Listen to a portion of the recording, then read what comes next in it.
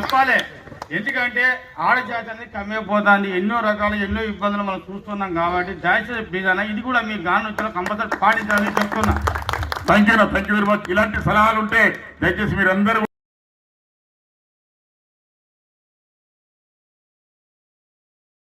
ప్రత్యేక ధన్యవాదాలు తెలియజేస్తున్నాను.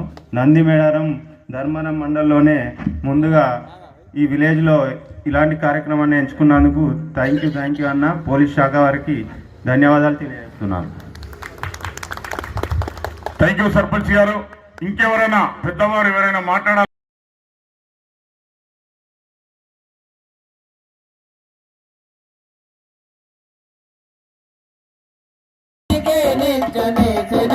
సంబరపడు కానీ వెనక నేనున్నదంటూ అభయమిచ్చు.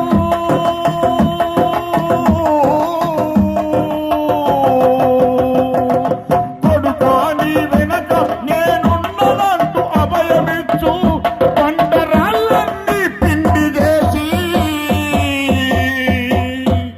బండరాళ్ళన్నీ పిండి చేసి కొడుకు చదువు కొరకే కష్టపడురా.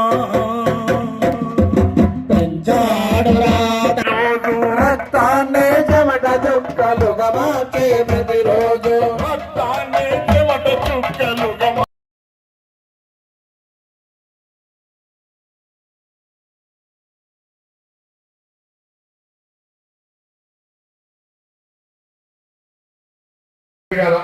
మరి తిన్న తర్వాత వాళ్ళ సొమ్ములు నగలు తీసుకొని ముసల్తనాలు బయటికి వెళ్ళి ఉంటుంది. తప్పు కదా? ఊకుంటుందా చట్టం? ఊకుంటుందా?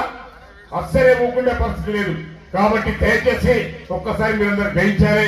అదేవిధంగా మరి మనం ఒక సంపూర్ణమైన మనసుతో ఆలోచించుకొని ముందుకెళ్ళాలని తెలియజేస్తూ, మరి ఆ సందర్భాలలో ఒకప్పుడు మరి మన తల్లి ఏ విధంగా కష్టపడి మనకు జన్మనిచ్చింది, మన తల్లి మనకు జన్మనిచ్చిన తర్వాత మన కన్న తండ్రి ఏ విధంగా కష్టం చేసుకుంటా మనకు విద్యాబుద్ధులు నేర్పించిండు, ఏ విధంగా కష్టం చేసుకుంటా మనకు పండగల పబ్బాలకు కొత్త కొత్త బట్టలు కుట్టించిండు, ఏ విధంగా కష్టం చేసుకుంటా మన అన్ని సౌకర్యాలకు మరి మనకు డబ్బులు సమకూర్చిండు. ఒక్కసారి వారి కష్టాన్ని ఒక పాట ద్వారా విన్నాం. ఒక పాట ద్వారా మన తల్లిదండ్రుల కష్టాన్ని మనం తెలుసుకుందాం. మన పాట పడుకుందాం. ఆ పాట పడుకునే ముందు ఒక్కసారి మనకి జన్మనిచ్చిన మన తల్లిదండ్రులకి గట్టిగా చెప్పండి కొడతాం అందరూ కూడా.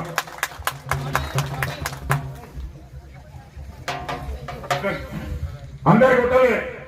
మీరు సినిమా యాక్టర్లే కొట్టమని చెప్పి